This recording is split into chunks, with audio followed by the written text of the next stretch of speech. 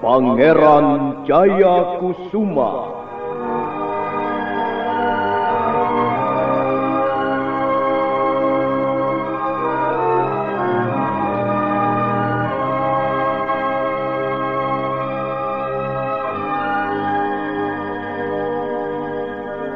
Sebuah serial drama radio yang dipersembahkan oleh Teater Sanggar Cerita dan Sanggar Prativi bekerja sama dengan PT Bayer Indonesia.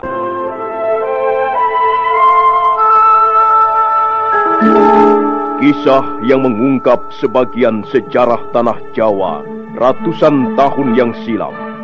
Kisah yang ditulis oleh Herman Pratikto kini muncul kembali dalam bentuk drama radio.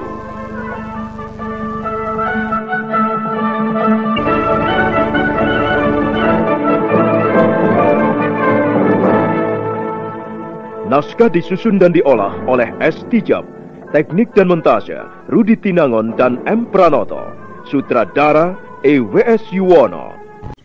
Jayakusuma, karena kesalahanmu yang besar ini, maka aku terpaksa mencabut tawaranku. Kau kuanggap bukan teman kerja yang baik dan tak bisa aku mempercayaimu. Aku pun tak sudi menjadi begundalmu. Tapi kau masih beruntung. Karena malam ini juga aku akan membebaskanmu. Kau tahu mengapa kau kubebaskan? Aku tidak percaya omonganmu, Patih Madu. Dengar. Kau akan kubebaskan, tapi dengan satu syarat. Kau mau menerima syaratku itu. Malam ini juga para prajuritku akan mengantarkanmu keluar dari istana Bukit Bunga ini. Dan selanjutnya kau tidak akan diganggu lagi. Tapi kau pun jangan mengganggu aku. Kau harus segera pergi sejauh-jauhnya. Makin jauh, makin baik. Aku akan pergi atau tidak, itu kan urusanmu. Aku mempunyai kebebasan. Manusia bodoh. Bodoh sekali kau ini. Bagaimana kau bisa mengatakan bebas? Lihat saja. Tangan dan kakimu dirantai. Dan kau terkurung dalam ruangan ini dalam keadaan tidak berdaya. Tapi kau masih mengatakan bahwa kau bebas. Akulah yang akan memberimu kebebasan. Akulah yang berkuasa penuh atas dirimu, Jayakusuma. Dengar, Jayakusuma. Buka telingamu lebar-lebar. Malam ini kau akan kubebaskan. Tapi dengan satu syarat yang harus kau penuhi. Kau tidak boleh mengingat Retno Marlangen lagi. Licik. Aku tak sudi memenuhi syarat itu. Syarat yang kuajukan ini justru datang dari bibimu sendiri, Jayakusuma. Dia hanya kasihan melihat penderitaanmu. Tapi sesungguhnya dia sudah tidak mencintaimu lagi. Dusta! Sebagai laki-laki, seharusnya kau mempunyai harga diri, Jayakusuma. Walaupun hanya secuil. Kau tidak mempunyai pilihan lain lagi. Kau lupakan Retno Marlangen atau kami terpaksa membunuhmu. Kau jahat. Kau jahat sekali. Kau setan. Kau iblis. Siapkan satu pasukan yang kuat, Paman Gondosulo. Dan malam ini aku sudah tidak mau melihat Jayakusuma di sekitar Bukit Bunga ini. Baik, Gusti Patih. Kau jahat. Kau jahat. Aku tidak terima. Aku tidak terima. Aku akan membalas sakit hatiku ini. Hiat! Hiat! Nah, cukup sampai di sini saja. Dan hendaknya kau ingat apa yang dipesankan oleh Gusti Patih. Kau tidak diperkenankan lagi masuk ke daerah ini. Lebih baik kau segera pergi sejauh-jauhnya. Dan lupakan saja Gusti Putri. Terima kasih. Aku tidak butuh nasihatmu. Kau boleh membawa pedangmu kembali. Ambillah. Barangkali sekarang pedangmu itu cocok untuk membabat rumput, ah? Sebenarnya aku paling tidak suka berhubungan dengan orang-orang seperti kalian. Tapi mengapa justru aku sering kali berurusan dengan orang-orang seperti kalian? Inilah yang tidak aku mengerti. Tapi baiklah, aku akan segera pergi. Terima kasih karena kalian telah mengantarkan aku sampai di sini. Tapi sebelum pergi, ada baiknya aku tinggalkan sedikit kenang-kenangan untuk kalian. Awas, Kakang Kondosulo! Sebelum pergi, aku ingin melihat 4 atau 5 orang di antara kalian roboh karena pedangku ini. Awas! Menyebar! Kalian menyebar!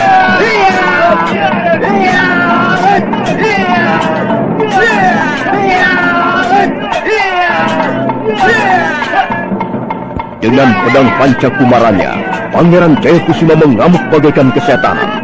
Ganda Sula, Ganda Suli, dan 10 orang prajurit berusaha membendung arus serangan yang menggelombang. Mereka terus merangsek Pangeran Jayakusuma dengan pukulan-pukulan senjatanya. Melihat keadaannya makin keteter, Pangeran Jayakusuma memutuskan untuk lari.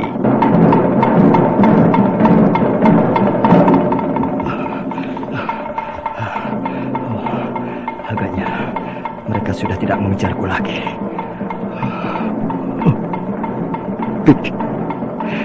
Bibi, sampai hati kau membuatku menderita seperti ini, Bi.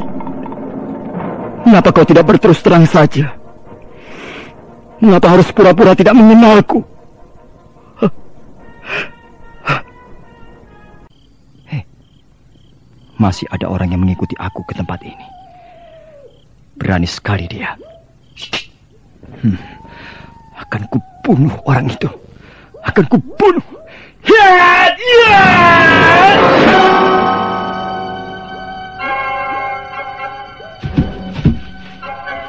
Kau masih penasaran rupanya. Ayo, majulah. Aku sudah benar-benar siap membunuhmu. Kau pasti begundal Patih Madu. Mari kita lanjutkan pertarungan yang belum selesai.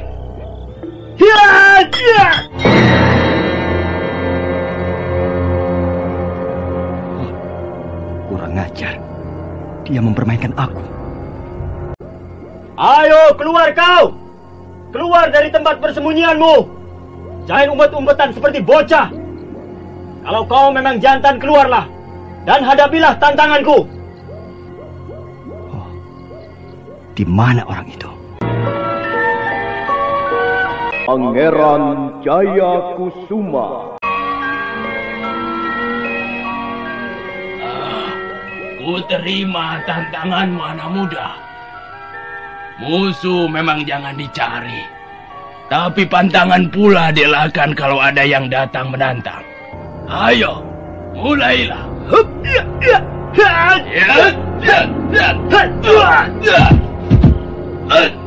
Kau pasti bukan salah seorang di antara mereka yang mengejarku tadi.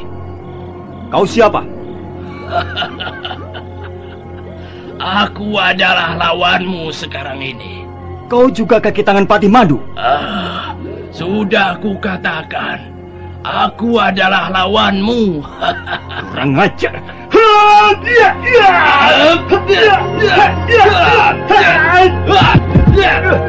Kau jangan mempermainkan aku. Aku tidak punya banyak waktu melayanimu. Ayo, pergilah. Kau tidak bisa mengalahkan aku, anak muda. Pergilah sebelum aku benar-benar bermaksud menyerangmu. Kau orang yang lemah. Kau tidak patut menjadi seorang pendekar pedang. Jiwamu kecil. Kau terlalu loyo. Tutup mulutmu!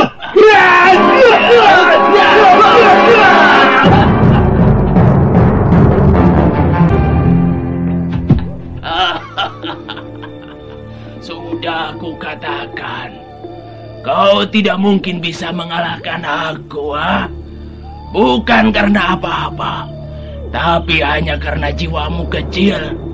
Kau terlalu lemah. Kau seperti anak kambing yang baru dilahirkan. Diam! Jangan sombong kau. Aku belum menyerah. Kau pun belum tentu bisa mengalahkan aku. Jadi, masih ingin diteruskan? Tentu saja. Kalau kau masih juga menggoda aku, mengganggu aku, bukan salahku kalau pedang ini terpaksa meminta korban. Nah, kau mau pergi atau tidak? Kalau aku sudah pergi, apa yang akan kau lakukan? Bukan urusanmu. Aku mau tidur atau mau lari sekencang-kencangnya, atau mau duduk atau mau apa saja, bukan urusanmu. Yang penting aku ingin sendiri. Aku tidak mau diganggu. Kalau begitu, aku di sini saja. Yang penting, aku kan tidak mengganggumu, anak muda. Setan, kau benar-benar menyebalkan. Kuhitung sampai 3 kali. Kalau sampai hitungan ketiga kau masih berdiri di situ, jangan menyesal. Mata pedang ini pasti akan merobek-robek dagingmu. 1. 1. 2. Lucu sekali. 2. 3.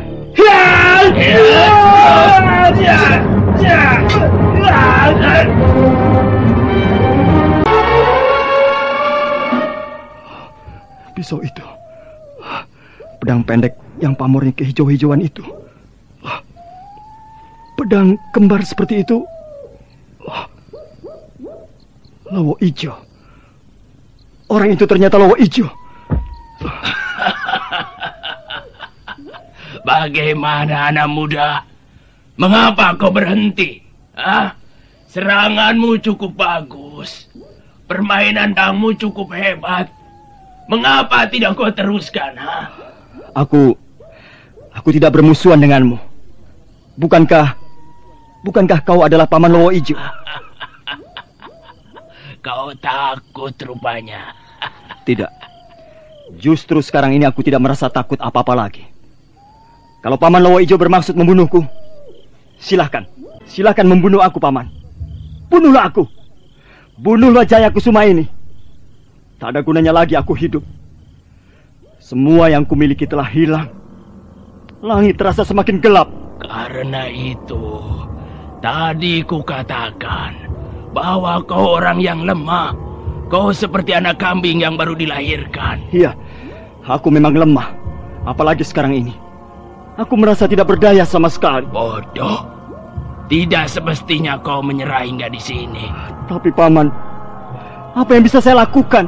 Tanya pada dirimu sendiri dan jawab dengan jujur apa yang kau inginkan.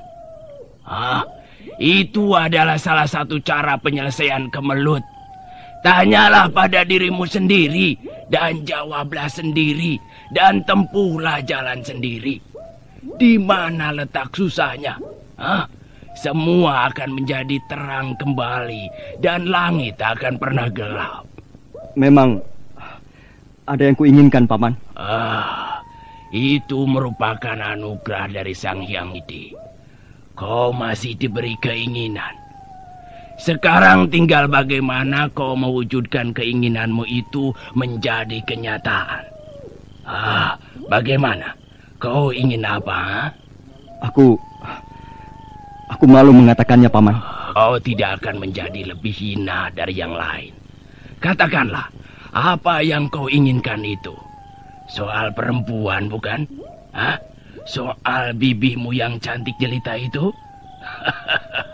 Kau inginkan dia, bukan? Benar, paman. Aku ingin Bibi Retno Marlangen kembali padaku. Tapi apakah itu mungkin? Mengapa tidak mungkin? Jangan mendahului kehendak Hyang Widi. Kau harus berusaha. Bibi Retno Marlangen sekarang berada dalam cengkraman Patih Madu. Sudah. Jangan terlalu banyak bicara. Aku tak suka bertele-tele. Aku pun pernah menjadi orang muda seperti kau. Kalau aku mengalami seperti kau, aku tidak sudi menyerah. Akan kurebut perempuan yang kucintai. Atau kalau memang itu sulit, ya, akan culik dia. Yang penting, aku harus mendapatkannya kembali. Nah, aku tak bisa lama-lama di sini. Terserah apa yang akan kau lakukan.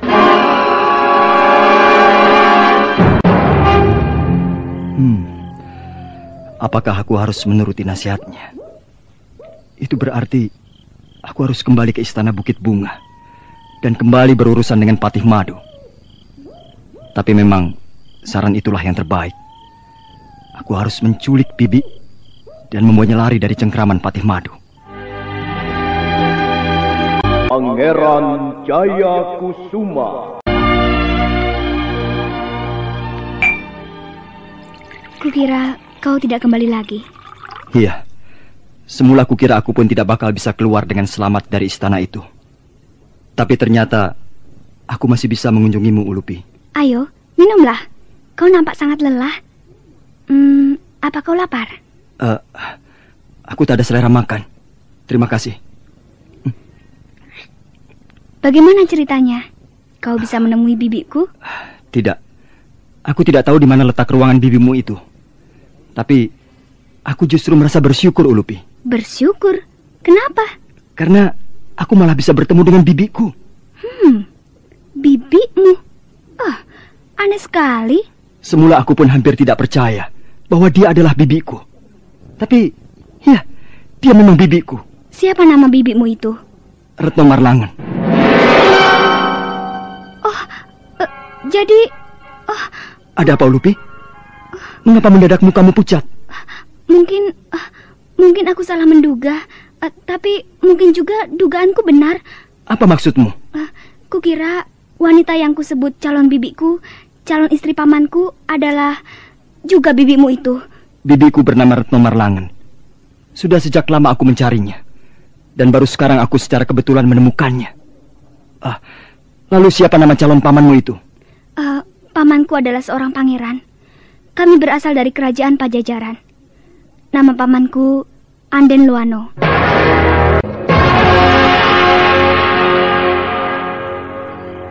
Aku sudah mendengar berita itu yang tersebar ke seluruh pelosok Majapahit, bahkan sampai ke negeri Pajajaran. Calon istri pamanku adalah seorang wanita yang cantik. Di samping itu, dia juga terkenal sakti. Tapi konon kabarnya dia sudah mempunyai seorang pacar, dan pacarnya itu masih keponakannya sendiri. Kaukah itu orangnya? Iya, benar, Ulupi. Akulah orangnya. Jadi kau yang bernama Pangeran Jayakusuma? Iya, akulah Jayakusuma. Aku heran. Kau seorang pangeran, masih muda, gagah, dan lagi tampan. Kau bisa mendapatkan gadis manapun juga yang kau inginkan. Mengapa harus bercintaan dengan bibi sendiri? Memang, Ulupi, ada banyak wanita cantik, apalagi di keraton Majapahit sana. Dan dengan mudah aku bisa menyunting wanita cantik yang mana saja yang kuinginkan. Tapi apakah artinya wanita cantik kalau aku tidak mencintainya? Kau mengerti maksudku, bukan? Kau pun seorang wanita. Tentunya kau mempunyai perasaan yang lebih halus. Iya, tapi mengapa harus dengan bibi sendiri? Inilah yang tidak bisa kuterima. Bukankah itu melanggar adat? Melanggar tata kesopanan? Ulupi, semula aku pun berpendapat demikian. Tapi agaknya perasaan cinta lebih unggul dari segalanya. Dan kami berdua, aku dan bibiku, adalah orang-orang yang sangat mendambakan cinta. Kami tak bisa hidup tanpa cinta. Pangeran, kau boleh bermimpi tentang cinta. Tapi bermimpilah sendiri saja. Maksudmu? Janganlah mengajak bibimu bermimpi, karena dia sebentar lagi akan menjadi istri pamanku. Aku tidak percaya bibiku bisa mencintai pamanmu. Dia sudah menerima pinangan pamanku. Kau lihat sendiri, aku sudah mempersiapkan gaun pengantinnya. Sudahlah, aku tak mau bicara soal itu.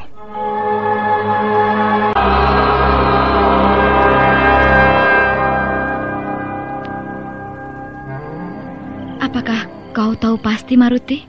Hamba tahu pasti, Gusti. Percayalah, Tuan Jayakusuma selamat, tidak kurang suatu apapun. Semalam, Paman Gondosulo dan Gondosuli mengantarnya sampai pintu gerbang istana Bukit Bunga ini. Kasihan sekali nasibmu, Jayakusuma. Alangkah malangnya kisah cinta kita ini. Sudahlah, Gusti Putri, jangan menangis lagi. Maruti, sepertinya kau bukan seorang wanita saja. Maafkan hamba, Gusti Putri. Maksud hamba tak ada gunanya menangis, sebab semuanya sudah terjadi. Lebih baik Gusti Putri memandang jauh ke depan. Lupakan saja apa yang sudah berlalu. Ya, barangkali mudah untuk mengatakan begitu. Tapi bagi mereka yang mengalaminya, akan sulit sekali melakukannya. Lupakan saja. Lupakan saja. Semakin aku berusaha melupakannya, bayang-bayang itu semakin nyata di pelupuk mataku. Jaya Kusuma, mengapa kita dulu harus bertemu dan bercinta? Mengapa?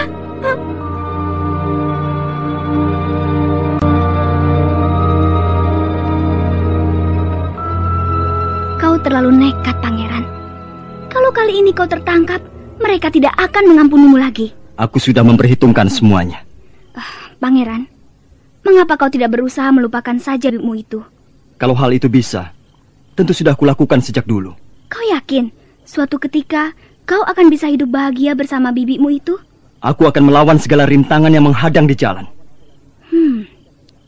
Apakah pamanku juga menjadi rintangan itu? Mudah-mudahan saja tidak. Mudah-mudahan saja pamanmu bisa memahami keadaan kami. Pamanku orangnya baik. Apakah dia mencintai bibiku? Aku tidak tahu pasti. Jiwa pamanku agak tertutup. Walaupun baik, aku belum bisa meraba hatinya. Tapi mungkin saja dia mencintai bibimu. Kalau tidak, mengapa jauh-jauh dia memasang kemah di tempat ini? Sudah menjelang pagi. Sebaiknya aku berangkat sekarang, Ulupi. Kau tidak takut kembali ke istana itu? Aku tahu ada banyak perangkap dipasang di sekitar istana itu. Sekarang aku akan lebih berhati-hati. Nah, aku pergi, Ulupi. Apakah kau akan kembali lagi kemari? Sekarang keadaannya lain. Aku tidak berani menjanjikannya.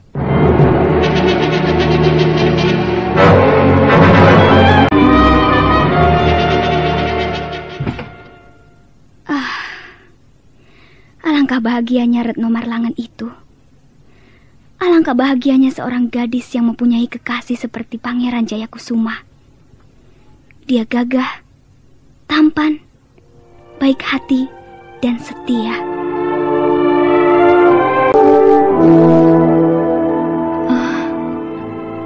Kau kejam sekali, Pi. Kau kejam. Aku tak menyangka kau bisa kejam seperti itu. Maafkan aku. Maafkan aku. Kau pura-pura tidak mengenal. Itu berarti kau telah mengusir aku. Baiklah. Baiklah. Aku akan pergi, Bi. Aku akan pergi sejauh-jauhnya. Jangan. Jangan pergi. Aku akan pergi. Selamat tinggal, Bi. Semoga kau bahagia. Selamat tinggal. Tidak. Jangan pergi. Jangan pergi, Jayakusuma. Jangan pergi.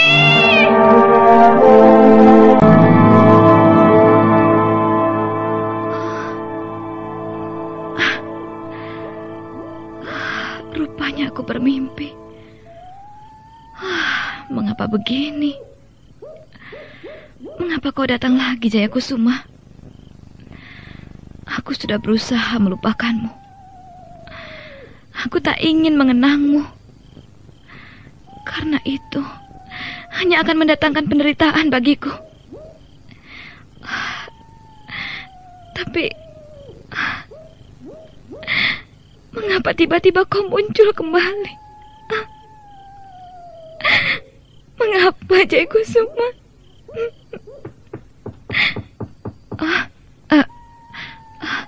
Ada yang mengetok pintu. Siapa dia? Apa keperluannya malam-malam begini mengetok pintu kamarku? Kau Maruti? Kukira siapa? Ada apa, Maruti? Tidak ada apa-apa, Gusti Putri. Hamba hanya mengkhawatirkan keadaan Gusti Putri. Iya, aku baru saja bermimpi buruk. Pantas hamba menarintian pelan dari balik dinding ruangan Gusti Putri. Lalu hamba memberanikan diri mengetuk pintu. Hatiku tidak enak malam ini, Maruti. Hamba juga merasakan begitu. Angin bertiup kencang dan membawa udara dingin. Tidak seperti biasanya, Gusti Putri. Iya. Apakah para penjaga masih kelihatan di gardu depan? Tidak ada, Gusti Putri. Mungkin mereka sedang memeriksa suasana sekitar istana. Mereka memang biasanya begitu. Menjelang tengah malam, mereka selalu berkeliling. Apakah Gusti Putri membutuhkan mereka? Tidak, Maruti. Tidak usah. Aku bisa menjaga diriku sendiri. Aku hanya merasa ngeri setiap malam berlalu dengan suasana sepi seperti ini. Pikiranku seringkali menggambar yang tidak-tidak. Kalau begitu, biarlah hamba tidur di ruangan Gusti Putri. Hamba akan menemani Gusti Putri sampai Gusti Putri lelah dan mengantuk lalu tertidur. Tidak usah, Maruti. Tidak usah. Kau tidurlah di kamarmu sendiri, seperti biasanya. Ya, kau pasti lelah. Kau butuh istirahat yang cukup. Kalau begitu, baiklah, Gusti. Kalau Gusti Putri membutuhkan hamba, ketuk saja pintunya. Iya, sudahlah, Maruti. Aku mau tidur. Selamat tidur, Gusti Putri.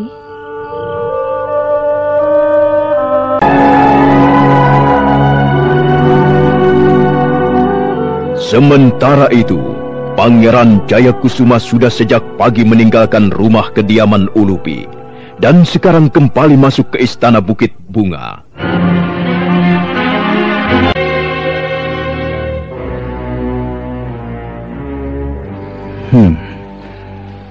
Aku harus berhati-hati sekali. Di sekitar tempat ini ada banyak perangkap.